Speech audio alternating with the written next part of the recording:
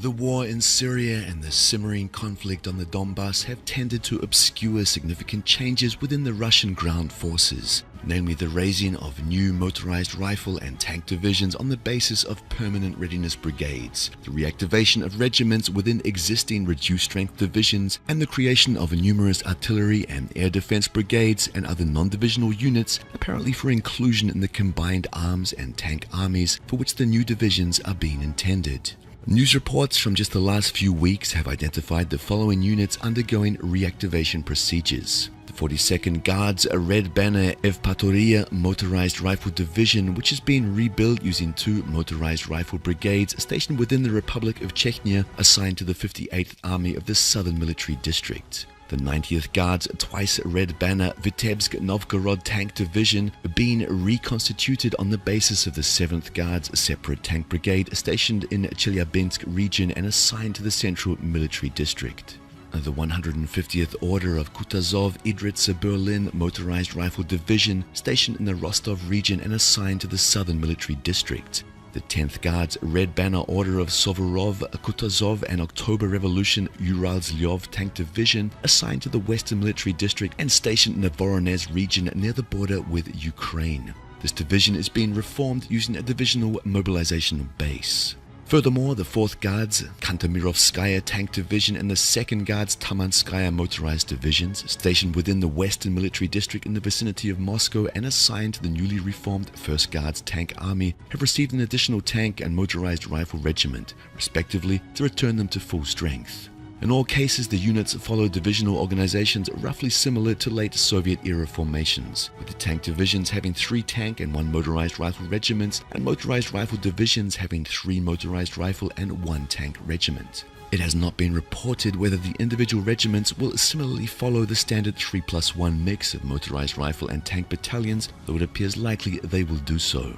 The units will utilize the standard range of equipment used by Russian heavy forces, including T-90A and T-72B3 main battle tanks, BMP-3, BMP-2, and BTR-82 infantry fighting vehicles, 2 S-19 self-propelled howitzers, BM-21 multiple rocket launchers, plus self-propelled air defense gun and missile systems. Eventually, the divisions will start receiving latest generation weapons that were first exhibited during the 2015 Victory Day Parade, such as the T-14 MBT, Kurganets and Boomerang IFVs, T-15 Heavy IFV, 2 S-35 Koilitsia SV self-propelled howitzer, as well as possible upgraded T-90 AM and BPM-3M vehicles. While no re-equipment schedule has been announced, it seems highly likely the units of the 1st Guards Tank Army, which will form the Ground Forces Strategic Reserve to be used in decisive defensive and offensive operations, will enjoy the top priority in that regard.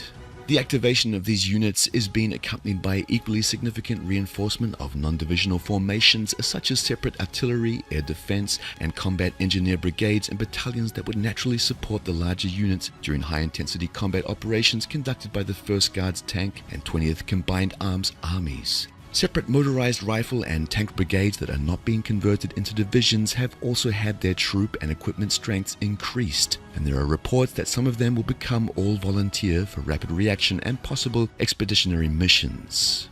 The fact these are costly, long-term investments in Russia's security along its western borders suggests that, in spite of the political changes in the West illustrated by the election of Donald J. Trump, Brexit, the Italian referendum, the Russian leadership does not necessarily view them as indicators of an irreversible and permanent change in Western policies, away from regime change, color revolutions, and confrontation with Russia. EU especially is experiencing the worst crisis of its short existence, and the prospect of its disintegration is driving its elites to frame Russia as a threat to the EU's through such means as, if Western media are to be believed, hacking, propaganda, and even weaponizing giant squids in order to preserve some semblance of European unity. The prospect of Ukraine's collapse as a state has had the effect of increasing Ukrainian bombardments and provocations along the border with Novorossiya. Finally, many in the US and indeed in Europe are correctly perceiving the recent developments in Aleppo as a victory for Russia and a defeat for themselves, which will naturally prompt them to take revenge elsewhere. The ongoing modernization and expansion of ground forces are by far the most important component of Russia's conventional forces, indicates that the Kremlin is aware the crisis has not yet passed. Indeed, it may not have even reached its peak yet.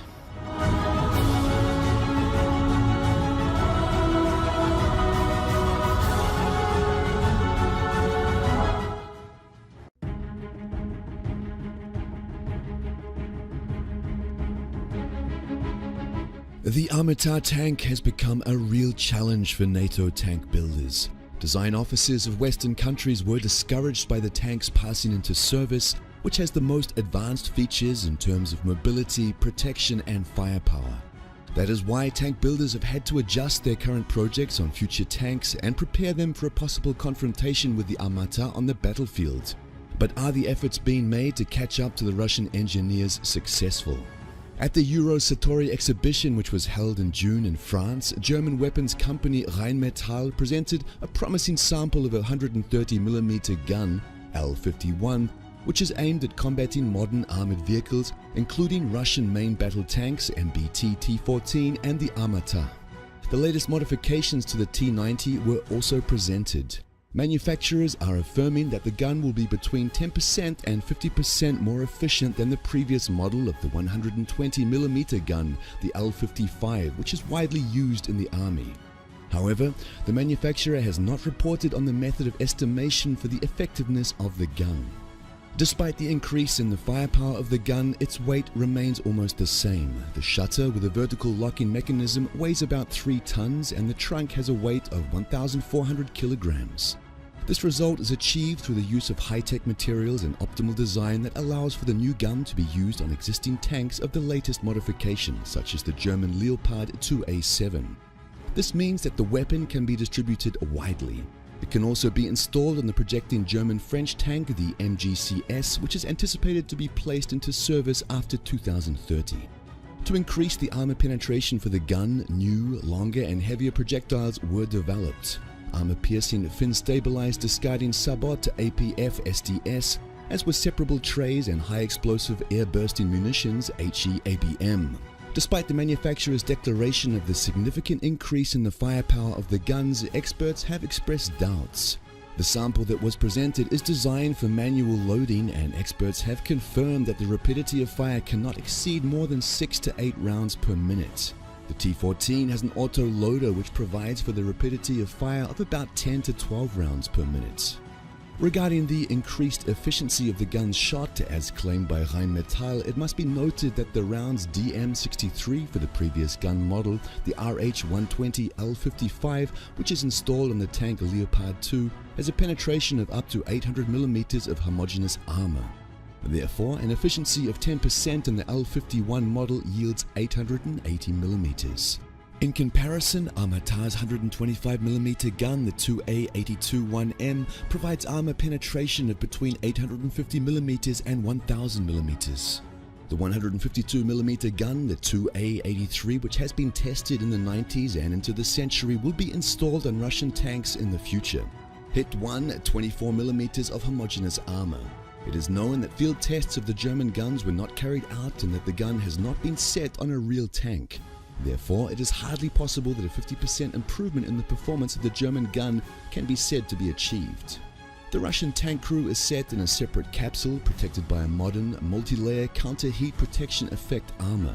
In addition, a dynamic Armata Malachit protection system and the active protection system Afghanit provide protection against all existing anti-tank weapons. Finally, according to Armata's developers, the mounted machine gun, which obtains data from the Active Electronically Scanned Array AESA radar, is able to protect the tank by knocking the flight of anti-tank missiles and changing the trajectory of the rounds or damaging commutative jets. It appears doubtful whether the new German gun can defeat such a fortress at this stage, even with a possible 50% increase in its efficiency. Of course, much depends on the situation awareness systems used, the ammunition, fire correction systems and electronic warfare. But it will take years or decades to develop such a combat complex and corresponding strategy of its application. It should be kept in mind that Russian engineers will continue to design more sophisticated armaments. Since it is possible to now assert that the Armata is currently the most powerful and protected main battle tank in the world, Rheinmetall's affirmations that the gun can defeat the T-14 are seen as a marketing ploy in an attempt to attract the attention of potential customers to the objective problem of the need to combat the modern Russian tank. The arms concern also raises the question of the expansion of financing for such developments. Clearly the Western, or at least the European tank building industry is behind the Russian industry. Nevertheless, the US military technologies could pose a significant threat to Armata. as demonstrated by the Future Combat Systems FCS and familiar doctrines. US military strategists are betting on the interaction of unmanned and mixed combat systems operating in 3 dimensions: ground, air, and space.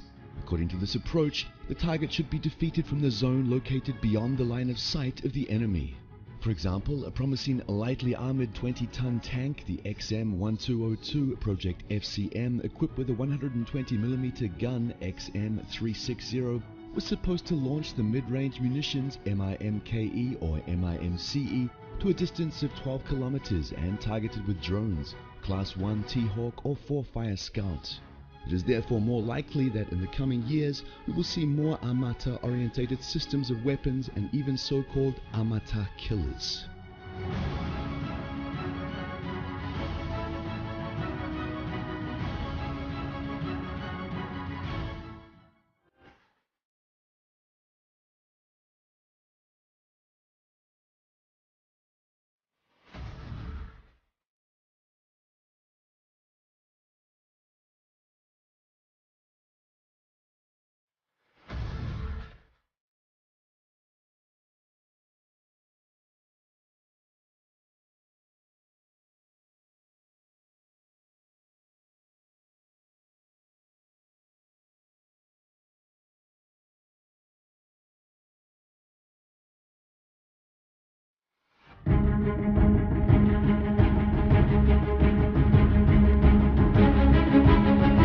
Mikhail Kalashnikov's masterpiece has been the Soviet and Russian military's principal individual weapon for nearly 7 decades, and it is a testimony to the brilliance of the design that it defies replacement and instead lends itself to further modification. The most important change to the original AK design took place in the 1970s with the adoption of the AK-74, which, instead of the original 7.62mm intermediate round, used a lighter 5.45mm high-velocity round, which gave the weapon greater accuracy and improved lethality. The AK-74 in turn gave way to the 1990s vintage AK-74M, which introduced composites to the design, giving it that characteristic black rifle look, and included a number of other improvements to improve its durability and facilitate the use of night vision and aiming devices. Now the Russian military is facing a choice of whether to stick to the time-tested design or to adopt a new assault rifle that would replace the venerable AK. The list of AK-74 challengers is a long one. The first proposed replacement was the Nikonov AN-94 Abkhan, whose remarkable 2-round burst technology was unfortunately offset by the weapon's complexity. More recently, the Ratnik individual soldier system, profiled in an earlier edition of the Russian Defense Report, prompted the Russian military to solicit proposals for the AK-74 follow-on. 2 rifles were entered, the AEK-971, whose balanced action design virtually eliminated recoil, and the Kalashnikov concern's AK-12, which was designed by Vladimir Zlobin. After a prolonged series of trials, the Russian Ministry of Defense made a decision in February 2015 in favor of Kalashnikov's AK-12. The AK-12 combines its predecessor's best qualities with improved accuracy and ergonomics. Its design allows the operator to perform key operations, like releasing the magazine or manipulating the safety and selector switch, with one hand and without the need to take the finger off the trigger. The AK-12 is also better suited to accept a variety of attachments, such as sighting devices, laser designators, forward hand grips, night vision devices, and the associated mounts, such as the Picatinny rail, which has become a world standard and without which no modern rifle can do without. In addition to the standard AK-74 and RPK magazines, the AK-12 can use the newly designed 60-round and 90-round magazines. Does that mean that the Izhmash plant will soon be churning out millions of AK-12 rifles to replace the AK-74 series weapons currently in service? It does not appear likely. Part of it has to do with Russia's ongoing budget pinch, which has forced revisions to a number of other defense procurement plans.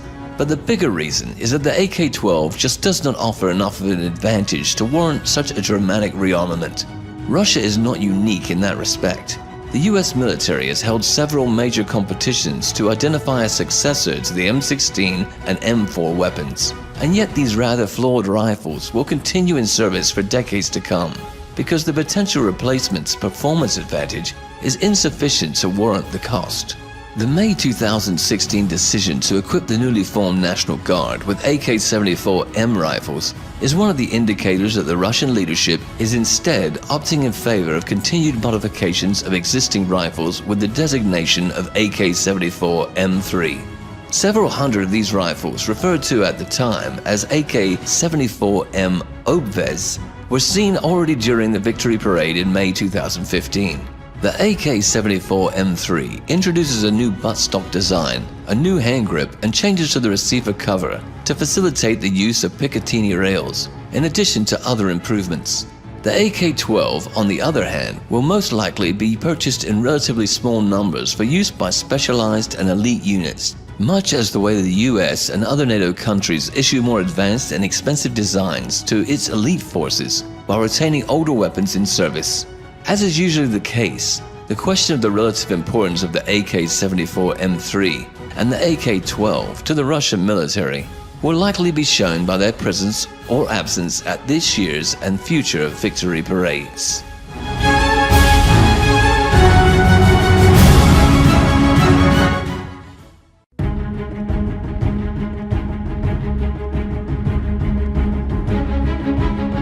One of the key sectors of Russian military modernization is its tank fleet, which still includes many unmodernized T-72B and T-80U tanks.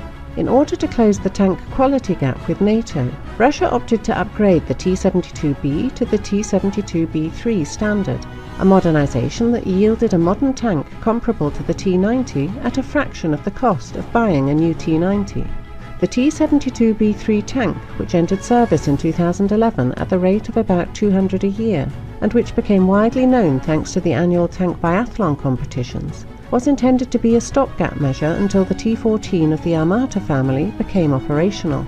According to statements by the Uralvagonzavod, Russian procurement plans entailed the purchase of 2,000 T-14 MBTs. These plans appear to have been modified due to several factors which appeared in the last 2 years. The first was the crisis in Ukraine and the heightened state of conflict with NATO. The crisis raised the need for a truly modern MBT comparable to NATO's tanks to become operational as quickly as possible. While the T-72B3 can be fairly described as a modern tank, it is still inferior in some respects to the latest NATO Leopard 2A6 and M1A2 Abrams tanks. Secondly, the basic T-90 design was also rapidly becoming dated, which reduced its international competitiveness, as evidenced by the success of Ukraine's Aplot tank in the 2011 competition in Thailand, where it won over the T-90.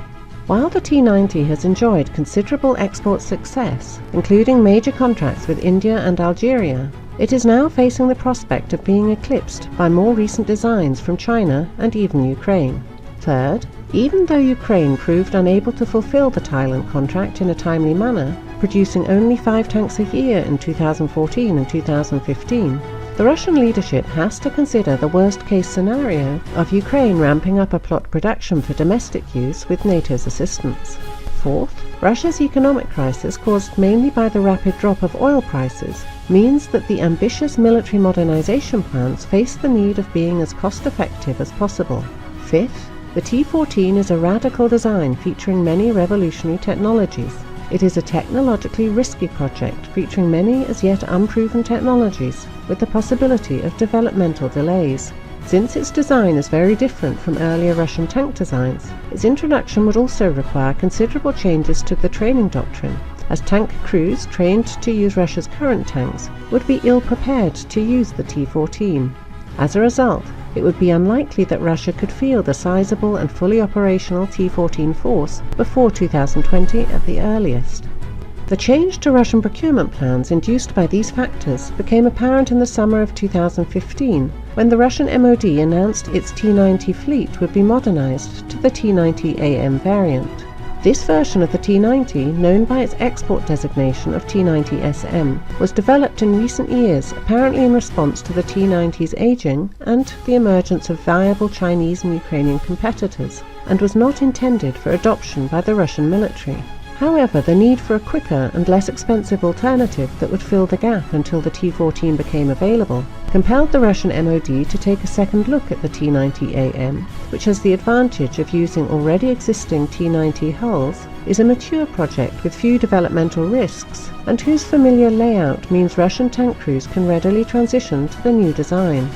At least one T-90AM with the 2A82 125mm tank gun developed for the T-14 is undergoing tests at Nizhny Tagil, and upgraded vehicles could be delivered to Russian units as early as 2016 if the Russian MOD desires it. Therefore, by 2025, Russia's tank fleet is likely to consist of about 1,000 T-72B3 tanks, 400 or so T-90AM, and about 500 T-14s, with their numbers steadily increasing. This force would have both qualitative and numerical superiority over any conceivable combination of Russia's opponents at that time.